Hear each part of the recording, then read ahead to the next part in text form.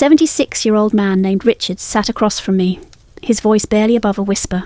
He said, "Doc, I thought I was doing something normal. I didn't realise it was slowly breaking me down."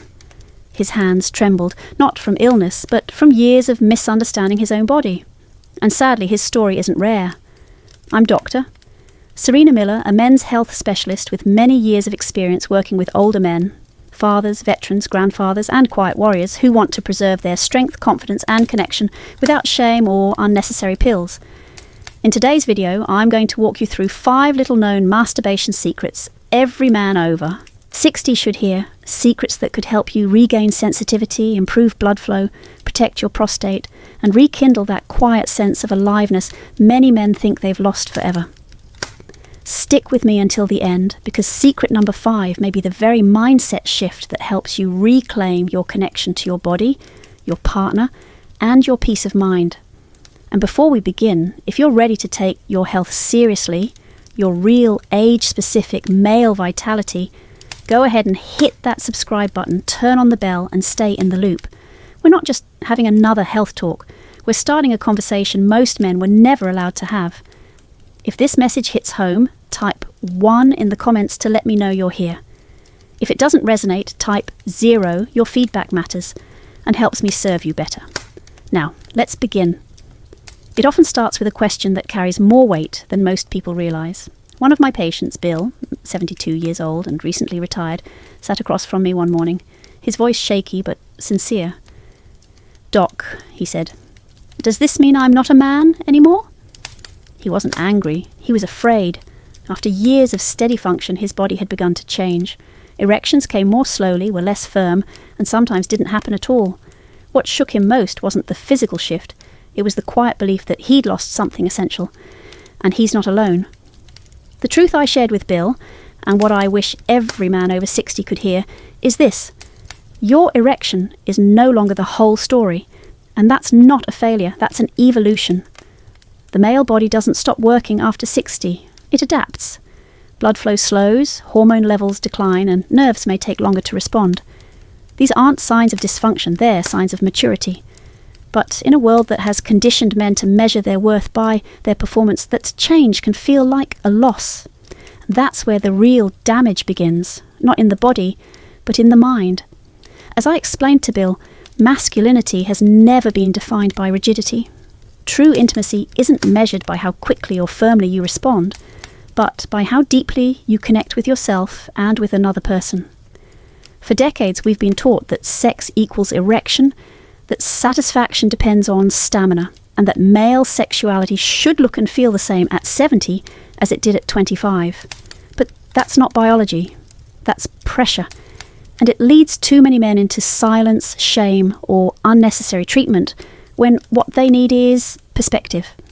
I remember another patient, Michael, 69, who told me that after his prostate surgery, he felt like half a man.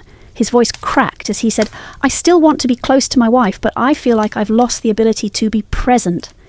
What Michael eventually discovered, and what gave him peace, was that closeness doesn't have to follow the same script it always did. Pleasure, release, connection, they're all still possible. They just arrive in different ways. When he stopped focusing solely on performance and started focusing on presence, everything shifted. Holding his wife, kissing slowly, sharing vulnerable conversations, these became the new language of intimacy. And with time, his body even began to respond more naturally because the pressure was no longer in the driver's seat. So if you've been quietly wondering if you're still a man because your body doesn't respond the way it once did, hear this. Yes, you are. You are still capable of giving and receiving affection, of feeling arousal and connection, of being desired and deserving. The mechanics may change, but the meaning can deepen. And sometimes that depth is far more powerful than anything you experienced in your younger years. This isn't about giving up. It's about growing up into a new phase of masculinity, one that values patience over performance, intention over impulse, and connection over conquest. When you stop chasing what used to be and start embracing what is, you create space for something more honest, more human, and more fulfilling. That's why the first truth matters so much. Your erection doesn't define your manhood. Your capacity for love, connection, and presence does. And when you lead from that place, you don't lose your sexuality. You rediscover it in ways that might surprise you. Let that be your new starting point. Not a chapter of loss, but a new page of learning. And trust me, there's still so much worth exploring. Not long ago, a retired Navy veteran named Howard, 77, came into my office. There wasn't a pressing medical issue, no pain, no urgent complaint. But the look on his face told me something was wrong. When I asked what brought him in, he said softly, "Doc, I just don't feel anything anymore." At first I thought he meant physically, but as we talked it became clear. He was describing something deeper. Howard hadn't lost sensation in a clinical sense. What he'd lost was emotional connection, not just to others but to himself. He admitted that he still masturbated, almost every night, but not because he wanted to. Not out of desire, not from arousal. He did it because it had become a habit, a routine, a way to fill the silence before bed. It was comfort, not pleasure, and that's what finally made him reach out. What Howard was experiencing is far more common than most men realise. After 60, masturbation often becomes less about lust and more about regulation. It becomes a way to cope with stress, with loneliness, with the ache of long evenings spent alone. But what many don't understand is that this act is never just physical. It's deeply emotional, it's chemical, it's neurological. When you climax, your brain releases a powerful cocktail of neurotransmitters, dopamine, serotonin, and oxytocin. These chemicals do more than create pleasure. They stabilise your mood, ease anxiety, promote better sleep, and offer a sense of closeness, even if there's no one else in the room. For many older men, especially those living alone, this becomes a lifeline. It's a moment of release, of grounding, of self-soothing. And that's not inherently bad. It's human. The issue arises when the ritual becomes automatic, when the intention behind it fades. That's exactly what had happened to Howard. He wasn't feeling anything anymore because he wasn't present anymore. The act had become mechanical. He had stopped connecting to his touch, to his breath, to his emotional state. He was going through the motions, hoping it would help him sleep, hoping it would quiet the restlessness. But it had slowly lost its meaning, and that left him feeling even more numb. What changed for Howard wasn't his technique or frequency. It was his awareness. With a little guidance, he began approaching self-pleasure differently. He slowed down. He breathed deeply. He let go of the need to finish quickly. For the first time in years, he paid attention, not to fantasy, not to the screen, but to his own body. He began to notice the way his skin felt, the rhythm of his breath, the rise and fall of sensation. For him, it stopped being about release. It became about presence, and slowly the emotional flatness began to lift. This shift, though subtle, is powerful. When you bring intention into what used to be autopilot, everything changes. You begin to feel again, not just in your body, but in your spirit. You reconnect with the part of yourself that still wants to be alive, still wants to be touched, still wants to feel. Masturbation at this stage of life isn't just about sex. It's a barometer for your emotional health, a reflection of your relationship with your vulnerability. So the next time you reach for that moment of solitude, ask yourself, are you escaping or are you engaging? Are you numbing out or tuning in? Because the difference between emptiness and healing might just come down to how present you're willing to be. And like Howard discovered, sometimes the smallest change in mindset can open the door to feeling again, not just physically, but fully. Not long ago, I met a man named Roy. He was 74, soft-spoken, polite, and visibly nervous during our first conversation. He had just started dating again after being widowed for more than a decade. "I finally found someone," he told me, "but my body doesn't respond anymore." He wasn't complaining, he was grieving, not for a lost relationship, but for a part of himself he believed had disappeared for good. When I asked him if he'd stayed sexually active during those years alone, he shook his head. "I didn't think it mattered anymore," he said. "I thought that part of me was over." What Roy didn't know, and what so many men are never told, is that the phrase "use it or lose it" isn't just a cliché, it's a biological reality. The male sexual system, like any other part of the body, is governed by function. When the tissues of the penis go unused for long periods, changes begin to occur. Nerve endings that once fired with ease become dull. The elasticity that allowed for fullness and flexibility begins to fade. Circulation, already slower with age, becomes more restricted. The result? A body that hasn't broken, it's simply adapted to disuse. And this is where the misunderstanding comes in. Many older men believe that if they don't have a partner, if they're no longer regularly engaging in sex, then there's no point in maintaining sexual activity. They view touch as optional, indulgent, or somehow inappropriate beyond a certain age. But the truth is far more empowering. Masturbation in later life isn't about fantasy or performance, it's maintenance, it's circulation, it's vitality. When I explained this to Roy, something shifted in his expression. I told him he didn't need medication, he didn't need to chase his old performance standards or recreate his youth. What he needed was reconnection. Gentle, consistent contact with his body. No goal, no urgency, just time and presence. That night, Roy started a new kind of routine, one that wasn't mechanical but mindful. He focused on breath, on relaxation, and on simply noticing what he felt. No pressure to respond in a certain way, just an openness to experience. Within a few weeks, sensation began to return. Not dramatically, not all at once, but steadily. He began to feel warmth, tingling, the stirrings of arousal that had felt distant for years. "It's like my body remembered," he told me one afternoon. "I didn't think that was still possible." And yet it was, because the body, even in its later years, responds to care. It responds to kindness. And when you reintroduce stimulation not through force, but through trust, you give your system permission to come alive again. This is why the use it or lose it rule needs to be redefined. It's not a warning, it's an invitation. To keep your sexual health intact, you don't need intensity or frequency. You need presence, a few minutes of connection each week, a willingness to stay engaged with this part of yourself, even if no one else is involved. Because your sexual identity doesn't vanish with age. It just waits quietly, asking if you're still willing to show up. So if you, like Roy, have let years slip by thinking this chapter was closed, I want you to know it's not too late. Your body hasn't given up on you. It's simply waiting to be reminded that it still matters. And when you give it that reminder, even in the smallest way, the results may surprise you, just like they did for Roy. When Ernest, 68 years old, first sat down in my office, he looked exhausted, not physically, but emotionally drained. He said something I'll never forget.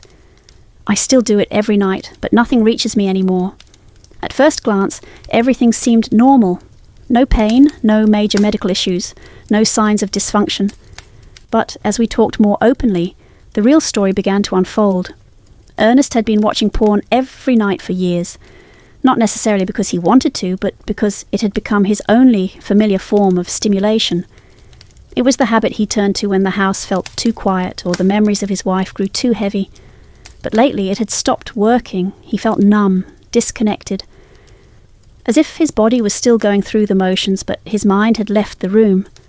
What Ernest was experiencing is more common than most people realise, and it has everything to do with how modern pornography affects the brain.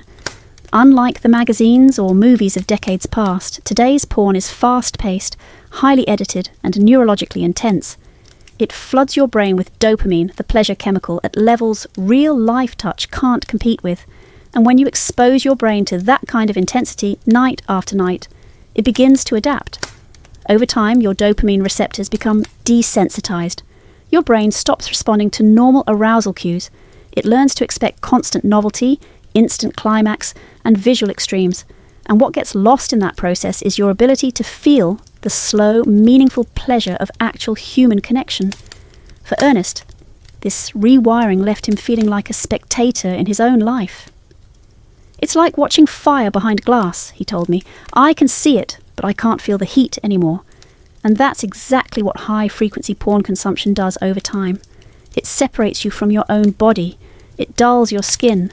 It flattens your desire, and perhaps most painfully, it makes genuine intimacy, whether with yourself or a partner, feel distant or even irrelevant. But here's the hopeful part. The brain is flexible. It can heal. With some guidance, Ernest made a bold choice. He stepped away from porn, not with judgment, not with shame, but with the quiet courage to try something different.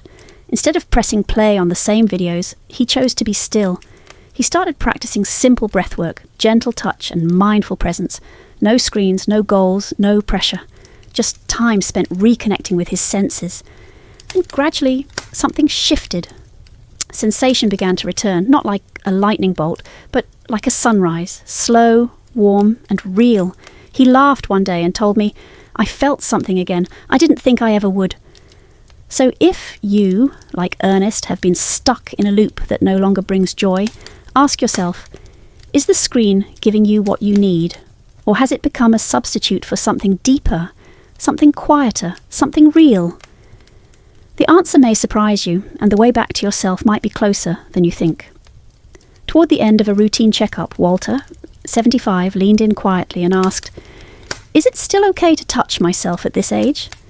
He looked almost embarrassed by the question, like a teenager asking something he wasn't supposed to know. But the truth behind his hesitation went far deeper than curiosity.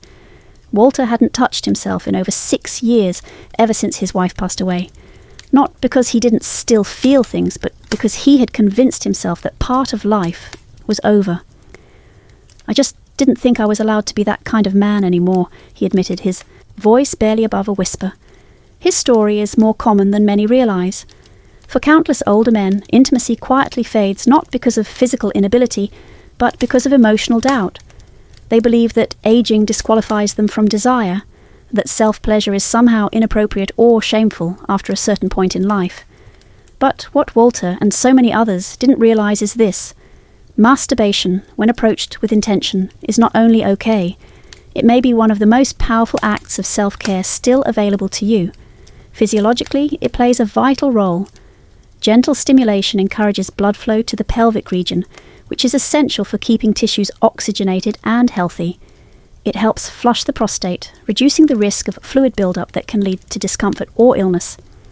It also stimulates the release of natural chemicals like dopamine, oxytocin, and serotonin, neurotransmitters that support emotional well-being, reduce stress, and improve sleep quality. But the most important benefit isn't medical, it's emotional. It reminds you that you're still alive.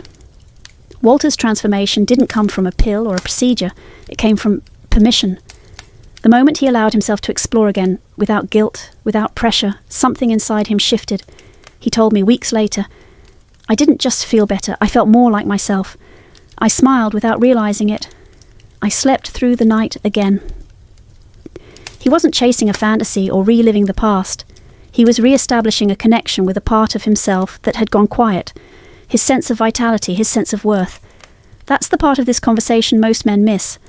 Masturbation, particularly later in life, isn't just about sexual function. It's about personal freedom. It's about staying in touch with the part of your identity that still wants to feel, express, and connect. It's not about proving anything or performing like you once did. It's about honouring the man you are now, and recognising that pleasure, touch, and presence don't have an expiration date. So, if you've been wondering like Walter once did, is it still okay? Let this be your answer. Yes, it is. It's more than okay. It's necessary. You are still allowed to feel. You are still allowed to explore. And perhaps most importantly, you are still allowed to matter to yourself. So here's the truth. What you've just heard isn't about shame or performance. It's about presence, awareness, and reclaiming what was never truly lost. These 5 secrets weren't pulled from a textbook. They came from men just like you, men who were brave enough to question what they were taught, to feel deeply and to grow wiser through experience. You don't need to be perfect. You just need to be honest with yourself, with your needs, and with your story. Because this chapter of life isn't about decline. It's about rediscovery. You're not too old to feel again. You're not too late to connect again. And you are not alone in this journey. If something in this video spoke to you, take a moment, leave a comment below, and share which truth hit home the most. That one small step could be the start of a bigger conversation, not just for you, but for someone else who needs it too. And if you're ready to keep growing, emotionally, physically, intimately, subscribe to Elderly Wisdom Stories and tap the bell icon. We share real, honest health and life advice made for older men who still have so much to give, feel, and become. Let's keep breaking the silence together.